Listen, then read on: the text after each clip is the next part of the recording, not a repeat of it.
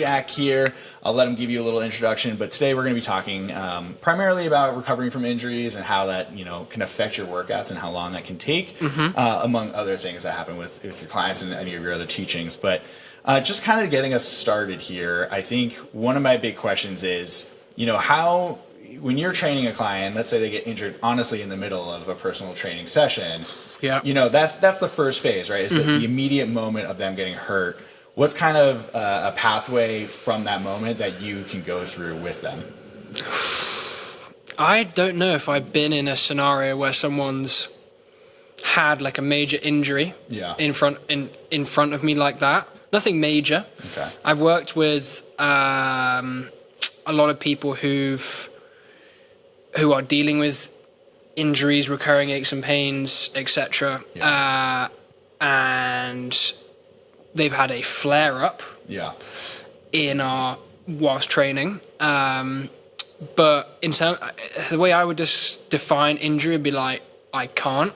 So I've not had someone be like, snap a ligament, snap a tendon, or break an arm and be like, I can't. Okay. So I've not had that before, but if it did happen, I would be lumping my throat like, oh my goodness, this is not good. And just emotionally support them. It's a pretty emotional thing. I've not had that with a PT client per se. I've had someone, classic, deadlifting. And they've been like, my back did not feel great after that. And then they've had a bit of a flare up. Things have seized up. Maybe the back muscle's gone into guarding, like been guarding slightly. Nothing big injury wise. Okay. Fortunately. Yeah, I mean that's good. But you've also had your own injuries, right? I've had a fair share. In a non-PT sense, I guess, then with, let's say, the knowledge you have now, would you have, from the moment of one of your past injuries, maybe done things differently? For sure. For sure.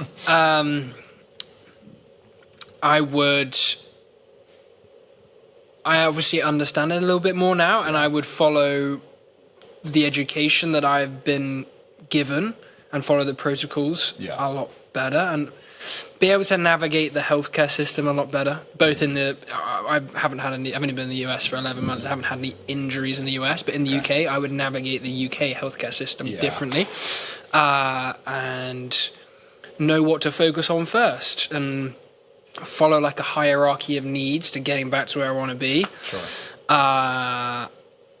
So I would do it definitely very differently and not rush back into things, and realize there's a big difference between having no pain and or irritation with like activities of daily living, which would be like, can I clean myself? Can I go to work? Can I wash up the dishes without pain? Can I walk my dog with no pain? Versus like a big difference between ADLs versus ADIs, activities of daily interest. There's a huge divide there, and a lot of people jump straight back into classes, whatever, as soon as they start feeling good in day-to-day life.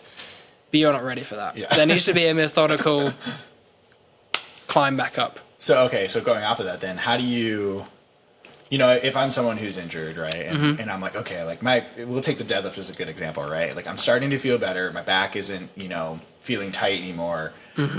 What are the times that you'd be like, oh, maybe like give it a little bit more, or okay, you're definitely good to continue? And I know that we're not saying this from the sense of being a physician, right? But we're saying, as much as like what you've kind of gone through for training and handling injuries, when would you like assume might be a safe, good time for someone to start getting back into their interest, right, instead of just the daily living? I would carefully find out what the current maximal tolerable level is. So like where's your baseline with no symptoms, and work up from there. That's very broad, but that's what I would do depending on what it is. And I'd want to understand, why did that happen? Why did the injury? Injuries aren't fully preventable. Like injuries are going to happen. It's a part of life. It's like everyone's going to get injured, or everyone has been injured or is going to get injured at some point. Sure. So I'd want to find out why it happened. Is it a recovery versus capacity issue? So like, are they overtraining? Are they not fueling themselves right? Are they under fueling or over fueling on crap? Yeah. Are they sleeping 4 or 5 hours a night every night, or not? Yeah. Yeah. And are they managing their stress really badly? So that would be like the first thing I'd be like, let's look at that. Yeah. That's the first part of the pyramid to start climbing up the foundations, and then it would be like, what's their flexibility like? Yeah. Obviously, and then I'd compare that to their mobility. So there's a difference between the two, which we can go into a whole tangent on that if you want. And then I'd want to know like strength balance. Is it because they've got a movement pattern that is stronger than the other, like a squat versus hinge, a left arm versus right arm, a left leg versus right leg. Yeah. And then I would start looking at like movement patterns, etc. So I'd want to climb the ladder and find, okay, why did that potentially happen? Yeah. And then fix those things to try and prevent or reduce the risk hugely of it happening again. Yeah. Okay. And I think that makes a lot of sense in the time, or in terms of like when someone, I think, experiences that. One of the other kind of fascinating things for me is, people I think get an injury and then they get really afraid, right? Because they're like, I don't want to have this happen again, which completely understandable, right? And I think we've all been there to some extent. It's like, okay, maybe the other side, instead of like, or I guess similar to what you said, going too soon, right? But the other side of being scared is just waiting. And I think personally, I guess the message I've always had is that movement is still healthy, right? Depending on the severity of the injury, but getting back into motion is sometimes one of the more healthiest things that you can do. How would you help a client, I guess, get through the fear, I think, sometimes of re-injury? What would that conversation look like? I'd want to give a clear framework as to what pain is, and part of my coaching would be education around that. So I'm going to try and run you through this. Okay. Yeah, so insult would be a subconscious thing that you don't know is happening, but it is happening. So this chair that you're sat on right now and that hoodie you're wearing is insulting your body right now, but it's subconscious. Okay. So it's called insult. Okay. You with me? Yeah. Irritation is a conscious. So as soon as insult turns into conscious, it becomes irritation. Okay. So if I told you to sit still for 90 minutes, eventually you're going to want to shift. So the insult turns into irritation. So irritation is conscious feeling of something, okay? That can be minimal, or it can be like, holy crap. Yeah. Okay. So it's on a scale of 1 to 10. Sure. Pain is a negative emotional response to irritation. It's you not understanding why that irritation is happening, usually. Okay. Do you see the difference? Yeah. And then injury is I can't, which we've kind of already been over. So those would be the 4 definitions I'd run through. And helping someone understand why they're feeling irritation usually drastically removes the pain feels because they understand and they don't have the fear. Yeah. It's all like there's a lot of psychological stuff going on here. Yeah. That would be one thing I would do, would educate them around that, and also give them a clear framework to returning to activity in terms of, okay, we're gonna say that you're not gonna do any work in the gym or anything that you're feeling an irritation of plus 4 out of 10. Okay. Anything 4 out of 10 and below, we're probably okay, and we're probably not doing anything that's creating more harm than good. Yeah. There needs to be some level of irritation in the rehab process. It can't be completely benign and just rest, because you're not going to get anywhere. So that would be another thing, is stick to some pain rules of no more than 4 out of 10. If you're doing you had a shoulder injury and you're doing overhead press, for example, is the irritation getting worse as more reps go on? That's probably a red flag. Okay. Have you got lingering irritation after the set for like 2 minutes or 30 minutes? That's probably a red flag. But a couple seconds after the set, you're probably good to go. Okay. And then have you still got irritation, say like 48 hours later? Probably a red flag. Okay. Yeah, I mean, I think all those things make sense.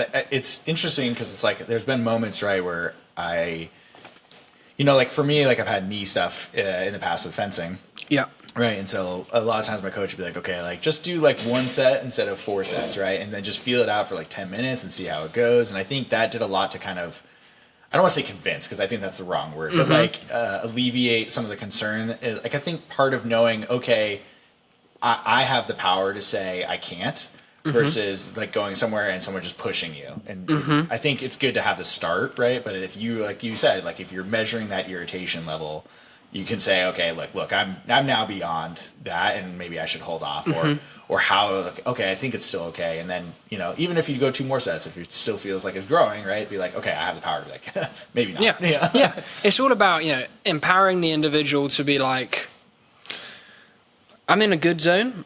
This is not good. I'm gonna take my foot off the gas, and we're gonna play it safe. Yeah.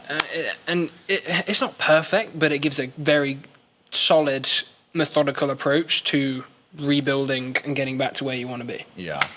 No, for sure. I think, too, also, you know, when someone, because this is something that can happen in gyms, right, is that someone has just started, right? And so, you know, there's been times where there's been clients who they're having a sensation and it's new to them because they've never worked out before.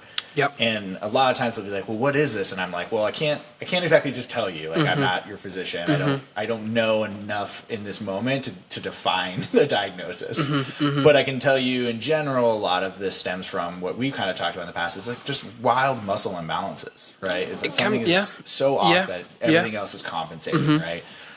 So when you have like a beginner client working out, you know, how do you address, I think, that difference of, okay, it's just kind of a muscle imbalance. Like once we get everything else kind of starting to baseline out for strength, things should get better. Yeah. Good question. Working with someone with a really low training age automatically adds a lot of sessions onto the prescription I'm going to give somebody to solving a problem. Because, as you said, like, you know, they don't know, going back to a bit of a bro science, they don't know what a pump feels like. Yeah, for versus a tendinopathy issue and something screaming at them. They don't know or they've not been around the block for a long time to know how certain things feel. Yeah. Or, like, you know, it's the first time of doing something. It's the unknown. It's the same thing with pain. It's like, they don't know. Yeah. So, like, education, experience, repetition, all of that kind of stuff is key with the new training age, and, you know, doing more reps, getting used to it. It's difficult. Someone with a higher training age is much better at describing or knowing this isn't right. Yeah. So a lot more education and starting from the basics. Obviously, is required with a beginner, making sure, you know, they're moving right, understanding things, the basics. But it's more difficult for sure. That's such an interesting concept. I'm just going to say it real quick while I'm doing this, but thinking about like not even knowing what, you know, a muscle pump would feel like, I guess it's so fascinating to think about, because I've been in the gym since I was like 13 years old, and I think I can understand how that would be such a foreign concept. So, you know, do you feel like most of the clients that you have experience with or that come to you are people who have been in the gym for a while, or it is sometimes that just like, I just don't understand like what this type of tension feels like on my body? Generally, it's people like, I will work with people who want to be living an active life, and then they are uber frustrated that they can't. So generally, it's a lot of people that have been in fitness or trying to live an active life, and they're working with me because they want to get back to that. So I don't train a huge number of like beginners. But I would, for sure. I'm not working with any currently, and I've done a lot of online or remote work, and that definitely requires you to have like a certain training age, because I'm not stood in front of you. But yeah, definitely remote, higher training age. In person would work with a beginner. Currently, not. Okay. So when you do your remote clients, because I've seen you go through your assessments in person, right? Do you take that same assessment remote and just kind of watch them do it, or how does that work? Yeah, same kind of process. So I have a discovery call with everybody, which is like, can I likely help this person? What are their goals? What are they struggling with? Is there any like immediate red flags? Like, is their right arm completely numb from shoulder to tip of finger? Probably going to refer you to someone ASAP Rocky. Or is there something where I think I could likely help this person? I'm not sure. And then I would do a consultation. If it's remote, it's a 90-minute Zoom consultation. They're doing the movement screen in front of me. It's the same process. I'm just not there physically in front of them. We're still doing potentially some kind of strength balance assessment, diving deep on all the sensations, everything they want to achieve, previous history. It's the same thing. It's just on a screen. Yeah. Whereas the in-person stuff is obviously in person. Yeah, for sure. I mean, that's the only one. I'm trying to think of how you do the foot to the butt. Okay. Yes, great question. With a strap, and they do it themselves. Okay. So if you imagine, like, this is not a big thing in the US, but you know, like a dressing gown robe has a strap. Okay. Yep. Like, or like a night type thing. Something like that, tight around your foot, and then you're going to lie prone. Yeah. On your chest and pull it to your butt yourself. Okay. Yeah. There's solutions. Yeah. There's solutions. We get inventive. Because I'm obviously not there to push that heel to butt. That force. That's so fascinating. It gives me the same information. For sure. Like, it's testing their flexibility. Are they getting any lower back pain? Are they hip shifting? Is there a huge amount of tightness on that quad on the rec fem? Yeah, yes or no. Yeah. It's the same information. Obviously, you can't be in person. Yeah. But I'm working with someone in Thailand right now. Okay. No way I'm going to Thailand to do an assessment. I mean, unless you want to pay him to go to Thailand. Wait, he can if he wants to, but he doesn't want to do that. No. Yeah. I totaled it up the other day. I've been a coach for like 9 years, but how many places across the globe do you think I've worked with remote clients? Oh, I don't know. I don't know what that reach looks like. I was shocked when I added it up. Yeah. But there's people that travel a lot. So it was 20 countries. Dang, that's crazy. Yeah. So how do those clients find you specifically, right? Because a lot of times even local people have trouble finding local clients. So like the fact that you're finding international, how does that, I guess, go down? I was fortunate enough to go to a really good boarding school. I got a scholarship to a boarding school in the UK, which had a wide mix of like different cultures, different people from different countries. And I've trained a lot of people from school. Okay. So that's one thing. And they're obviously dotted around the world. Yeah. To Australia, to Thailand, to Hong Kong, to Canada, anywhere. Yeah. So that was one thing. And then I jumped on the social media bandwagon before it got crazy algorithm-wise. And you were getting like 400, 500 likes on a post. Like that. Now it's like I can't get 15. Yeah. So it's like, it's very different now. So I grew my social media following I don't know how many years ago that was now. 7 years ago, when it was much easier. So I have a better reach on social media. Okay. That helped. For sure. Yeah, that makes sense.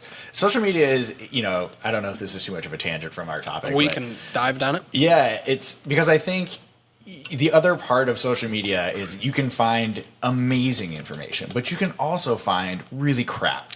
And it's really popular. And like it's like, how do you... It pains me. Yeah, and it's like, I understand someone who doesn't have any framework for understanding this, like how they just see, oh, this person has 80,000 followers.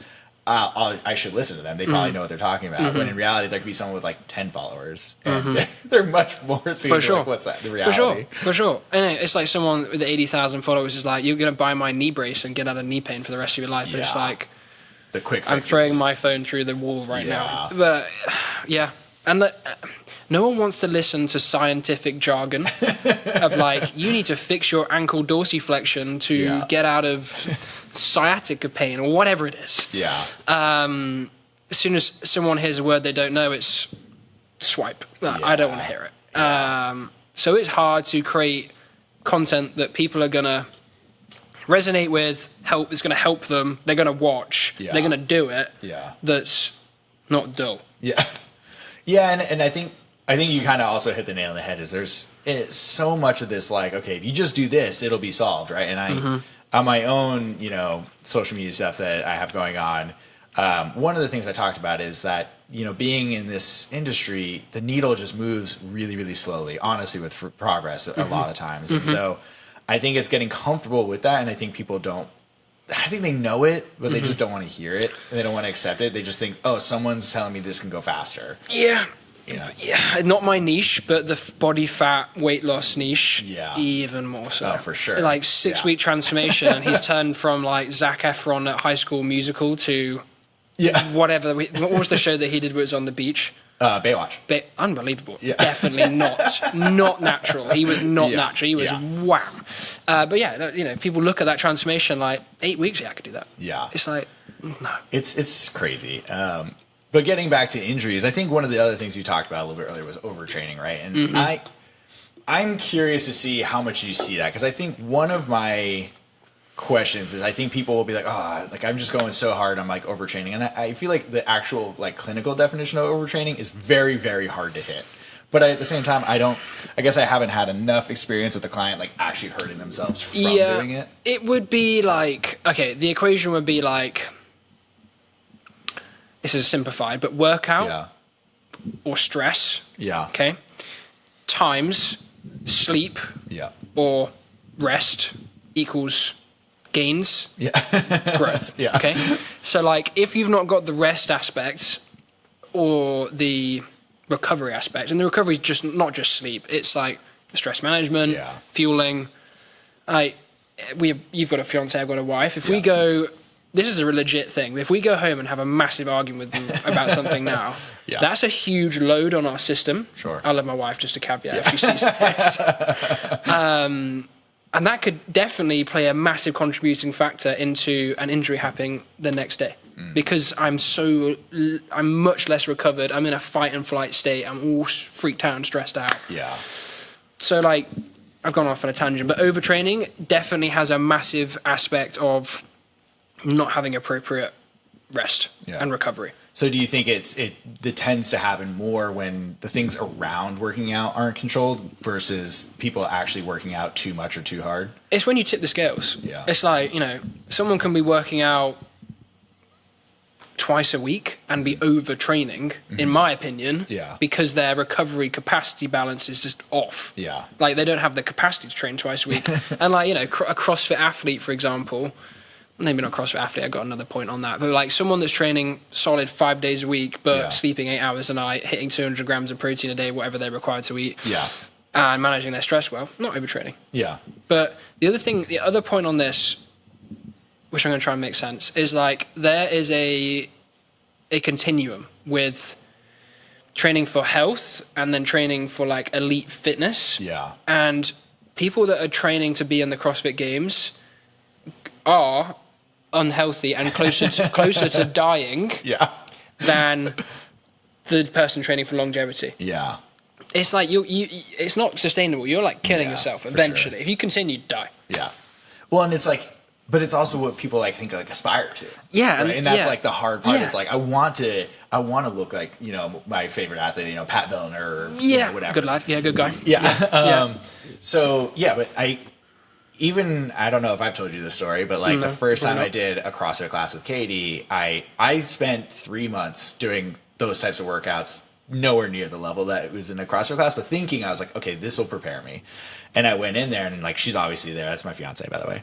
And I was like, I'm going to kill it in front of her. Right. And I can't remember what it did. We started with an echo bike and I just burnt so hard right off the top. They will suck your soul from your body. And I felt terrible. And I was like, all those 3 months, but the lesson I should have learned was pacing, it was like, okay, go in and actually learn this lesson the hard way of like how to like control myself. Luckily didn't end up injured, but like, ego bruised. For sure. Because I'm like throwing up after like 20 minutes. For sure. Echo bike will do that to you for sure. But there's someone will think they need to train like a CrossFit star or whatever. Yeah. But actually, like their sole aim in life is to live longer, be able to do active things with their grandkids when they're like 70. Yeah. And it's like, well, you don't need to be training like a CrossFit star if your goals are just like, I want to look a little bit better and live an active life. Yeah. But they think they have to. Yeah. There's a massive like gap and lost thing there. So I guess going off of that, let's say you have like a class, right? And they have a Metcon of some sort, right? I guess as a coach in that environment, because I think there's a part of us that's like, okay, push them, right? Get them to excel and do better. But also, how do you ride that line of like, okay, like you don't need to train to the point of throwing up, right? So like, how do you, I guess, tell them, okay, push yourself, but not to a point that's like a definable way of being like, it's unhealthy? Yeah, I would, this might be left field, but like my view of it is you've got to earn the right to be in a group fitness class. Okay. What do you mean by that? Now I've got to dive down that. Is like, you need to, I'm a big fan of, and lots of gyms do this, would be like, you can't come and do our group fitness unless you've done a foundations. Yeah. So you have like the education in there of like, okay, this is how you pace yourself in a Metcon. This is how you control your breathing in a Metcon. This is how you move well. Let's check your flexibility and mobility. Let's check your strength balance. Like, let's get that in order before we just go, here's whatever it is, Fran, is a CrossFit workout. I mean, like, get at it. Yeah. So I would be a fan of like front loading the education and making sure, you know, there's some boxes ticked before, because you coached today, didn't you? Yeah. If you've never seen anybody before, they are a complete newbie, and you've got, I don't know, 6 other people in the class. Sure. There is no way that you can vary unless you've got like, you're a clever guy, but like, how can you articulate to that person and give them everything they need in a 30-second spiel? Yeah. There's been times where like someone, you know, will never have done a snatch before, and a snatch is part of the workout, and it's like, okay, you hope everyone else knows how to do a snatch because you're now spending your entire class. Your focus is solely on that said person. For sure. And I agree. So speaking of that, we are designing onboarding classes here. So that is definitely one of our focuses. But it's interesting, I think, the point you talked about, you know, pacing breathwork, because I've done an onboarding class at a different CrossFit gym before, and it didn't include that. It really honestly just went through kind of more the Olympic style lifts, things that are a little bit more complex movements that you might see in a program for the day. Like CrossFit. Yeah, I am hit or miss with it. Like, I think my thing is a lot of times, I think even sometimes with classes just anywhere, that they try variety to the point of like, it's not even that helpful. Like, I would rather have something I can consistently measure. Like, if let's say I do deadlifts, right? Like, and don't always do it the same day, because then I think my body would just like end up getting used to it. But at least put it in the same, like, once a week. So that way, if I hit it, I can see my progress. And I think a lot of the gyms, you know, even in my past, it's like they just throw crazy things at you just to like, I feel like, keep you interested.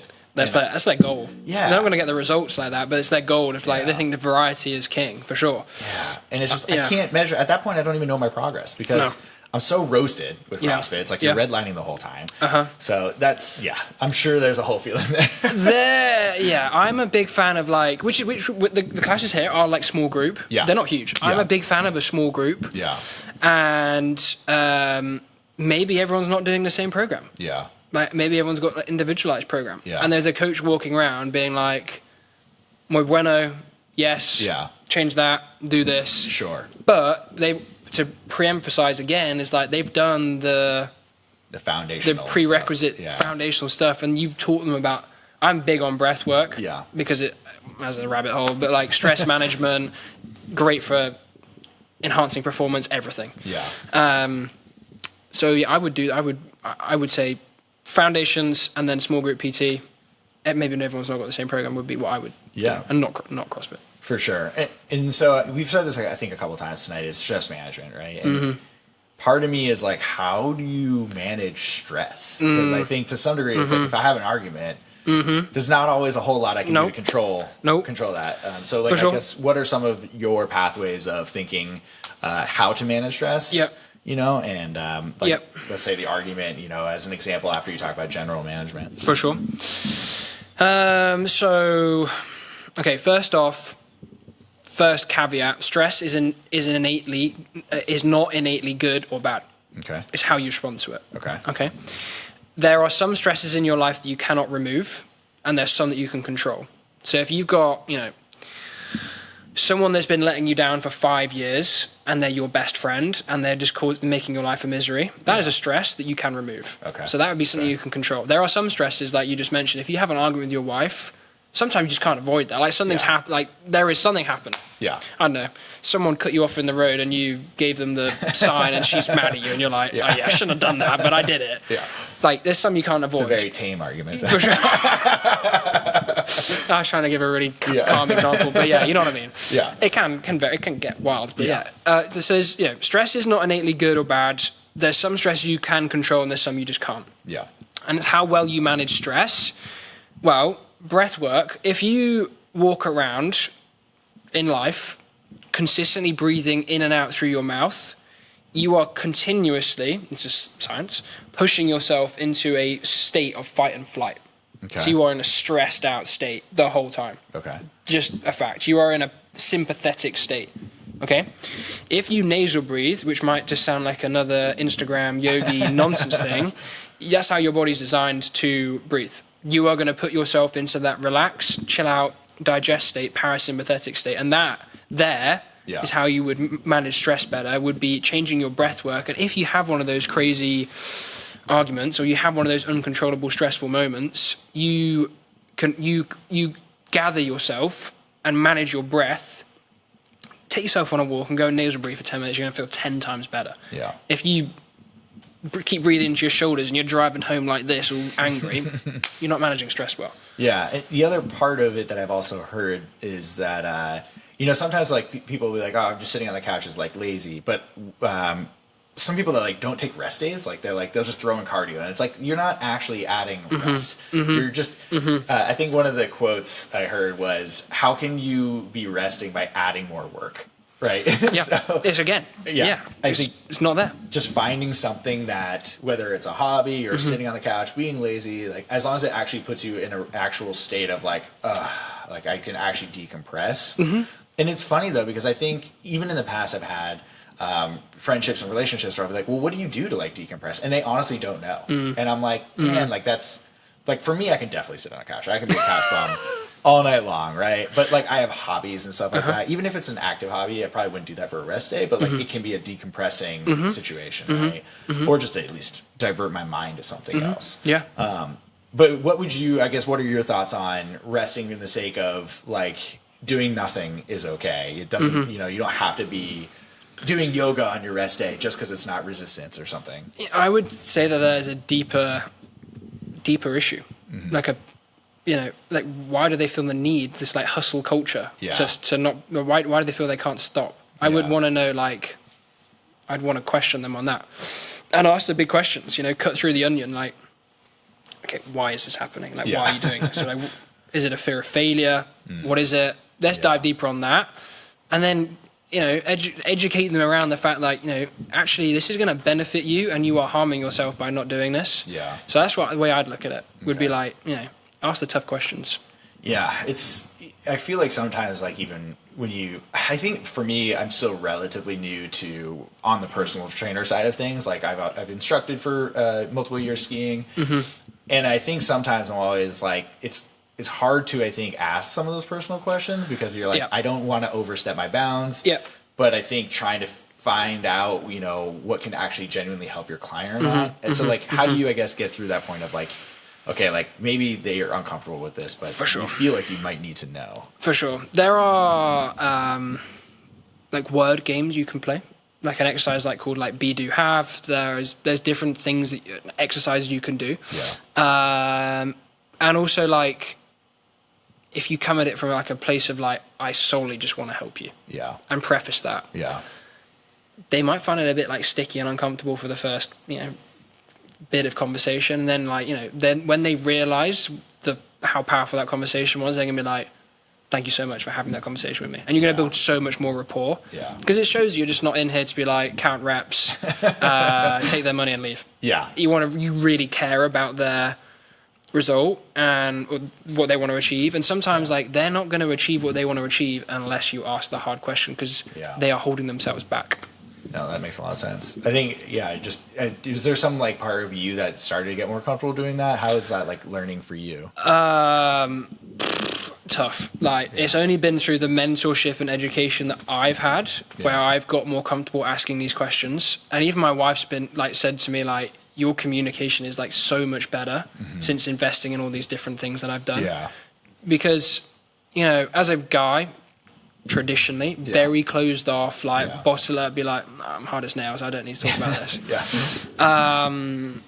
But talking about it and also having other people ask me these questions has been so life-changing for me that I'm like, okay, I have to do this. Yeah. I feel like it can also, to some extent, cut through the other issues that have been there and you don't know why, right? Sometimes someone's like, oh, I'm just so tired, right? Or and you're like, oh, you just sleep badly? Yeah, not great. But then you find out really there's something really complex happening. Yeah. It's like, okay, this is not just you didn't sleep well. Right? There's they're getting a divorce. There's some childhood trauma. There's some eating stuff going on, whatever it is. But if you don't know, you can't help. Yeah. Okay. So I guess we'll head back into the injury realm For here, sure. From there. So what's primarily the work that you do with your clients? I know there's probably a huge variation there, but what's kind of that look like for what you do with your clients? For sure. In short, it is bridging the gap between healthcare and personal training. I'm a coach. I'm not a DPT. I'm not a chiro. I'm not an osteo or anything like that. So, in my opinion, a DPT would get someone back to activities of daily living, pain-free, no problem. Like, say, ACL. Yeah. You have an ACL repair. Like, long rehab with the physio. Yeah. The physio then discharges them, and they're like, what do I do now? I want to go back and ski meadows. Yeah. And they're like, I don't feel confident on it. I would then work with that person to pick up and then get them through different phases, skiing meadows confidently, injury pain-free, and reduce the risk of re-injury. That's where I would fit into things. Yeah. And there's different scopes that I feel comfortable working with, and different scopes of clients which I cannot work with, and also ones that I could but don't because it's not my area of expertise. Like your fiance, for example, she's got a specific niche. If I had someone come to me that fitted her better and didn't have the problems that I'm really passionate about solving, I'd be like, KT is your coach. Not me. You're going to get much better experience and better results. So going off of that, what would be like the ideal client, I guess, for you? Ideal client, someone that really values living an active life. So not necessarily the newbie gym person. Someone that wants to live life to the full, isn't necessarily like a gym nut, but like understands that looking after their health and fitness is going to enable them to do the thing they want to do outside of the gym, whatever that thing is. Like if it's pick their grandkids up off the floor pain-free when they're 75, ski meadows, which I'm using you as an example. Get back to playing golf pain-free so they can advance in their work career because it's all the deals get done on the golf course or something. Whatever it is, that kind of person that has kind of fallen in the gap of there's not really much the PT is doing with them. Maybe the PT's like giving them some massaging, like exercises or something. Some busy work, and then like the CrossFit level 1, level 2 coach that doesn't have the education is like, let's just blast it. And they're like in that gap between healthcare and personal training. That's my person. That's honestly like really fascinating because I think even through my injuries, I don't think I ever had that. I literally was like, okay, I got the cast off today, and then tomorrow my coach is like, you're now back at a competitive level. And there's like, I think mentally that can screw with you too, right? Because you cannot compete at the same level. So like, if you're used to doing really well, or like let's say you're used to hitting a certain lift number and you can't do it, you're like, God, like you're injured. Like I think we were all understanding of that, but it still sucks to go through that process and not have the leveling to it. For sure. Did you get any re-injuries after your injury? So I didn't get any re-injuries, but my injury was really weird with fencing. It was an MCL, which typically, like, I don't know, it's not a common injury, honestly, in fencing, but my coach, we were doing a drill, and he stepped on my foot, and I went to turn. And so I turned without my knee. So like, it's not something that you mimic too often in fencing, so thankfully, right? It's very just... It was just there's no frontal plane movements, is there? Not much. I mean, the strip is like 2.5, 3 feet wide at the time, so you can ride it a little bit, but most of the explosive action is forward and back, right? So like I've seen hamstring snap, I've seen Achilles snap. Achilles might be. I've never had that happen, thankfully, and I literally can, I've seen it ball up in the moment it happened to someone, and it's horrible. Chills. So nothing that I've flared up. The only other one is, and part of me, I don't know if it's just because I've been doing it wrong for so many years, because I don't really arch my back, but is with bench is I gave myself a horrible impingement. And for like 6 months, lifting the bar was horrible. And I'm like, this is bad when I'm used to benching like reps for like 225 and the 45-pound bar is killing me. So I had to do a lot of work with a physio. But honestly, I think either my physio was just not used to someone who actually actively lifted. That's another problem. So I didn't feel like I left there from, and this is U.S. healthcare, like I didn't feel like I left that appointment being like, oh, now I'm in like a great spot. Basically, it was like, okay, do this, and then if it still hurts, we'll give you shots. And I'm like, okay, I'd really like to not have to have that be a consistency. Yeah. So Yeah. I see like what you do, and I think I really wish I actually had that, because I think that period of getting back to benching normally was way too long, because I didn't actually have like proper instruction through it, and I tried to like YouTube my way through it because I didn't really have the PT that I felt like really was required. So I guess through that, you know, how does someone, you know, get a hold of you, and what is that process? I know you do like a consultation phone call and go through things with them, but what is the process of from that first call to then working together look like? Discovery. So if you want to reach out, Yeah. gettraincoaching.com Okay. or at Jack Gibbs Coach Okay. on social media. But I follow a rule of ethical sales. So I am not going to work with you unless I am confident I can make a huge difference to the problem you've got going on. Yeah. So we'll do a discovery call, and the sole aim of that would be like, can I likely help this person? Do I want to help this person? Yeah. I'll be honest. And what are their goals? Are they something that I'm like way behind? If their number one goal is lose 30 pounds, that's like the top priority. Yeah. Probably not the coach for you. Okay. But if they are the other client that I just described, cool. So then that would be the first thing. That's free, 15 to 30 minutes. Find out, can I likely help? It's on Zoom, or we can do a phone call, but I prefer Zoom to look the person in the eye. Yeah. If I can meet them in a coffee shop, awesome, I'd do that. Yeah. And then I can then make a decision of like, cool, do I progress into a consultation phase? Again, consultation phase is free, and that's where I want to find out, how am I going to help this person? What does it look like? What are all the problems? Do we do something and find a major red flag? Yeah. Like their right arm again is completely numb. I'm like, okay, no. So I built a connection with PTs in Oregon now. Okay. I think I've got like 5 really solid PTs that I really like and Nice. specialize in different things, who I then would refer someone else to, or Yeah. whatever the referral was needed. Maybe it's even a mental health referral. Yeah. Like if I find something like there, it's like there's a lot of trauma. I think that's the reason behind all the pain. Yeah. Mental health okay. person referral. So consultation, long consultation, like 90 minutes, run through everything, previous history, goals, movement screen, maybe some strength balance assessment. Exercise prescription of like how many sessions I think it's going to take. Yeah. The phases that it looks like working with me, and then they make a decision. So when you talk about the sessions with you, right, does it work out to normally be like, okay, we're going to do, I don't know what your normal time period is, Yeah. so, you know, forgive me here, but let's say it was like 3 months. Yeah. You go through the 3 months, and then at that point, do you kind of hand them off to just go back to regular training? Or is it a consistency thing with you, like beyond that 3 months that you still work with them? So I've got 4 phases. The first phase would be an assessment phase. And let's take somebody that's I've decided needs to be in person because they've got some kind of training age, but not huge. Yeah. So the assessment phase would be like, we deep dive on like, okay, what are the issues? That would be in person, 45 to 60 minute sessions. And then we would then find out all the problems. Then we'd bundle all that together and then go into the develop phase, which is fixing all those problems. Yeah. Once someone's like almost through the develop phase and like we've started to fix some of the range of motion limitations, the strength imbalances, some of the movement screen and motor control and skill issues, then I'd be like, cool, you're good to move into an ascend phase. What that would look like is probably remote with individualized programming.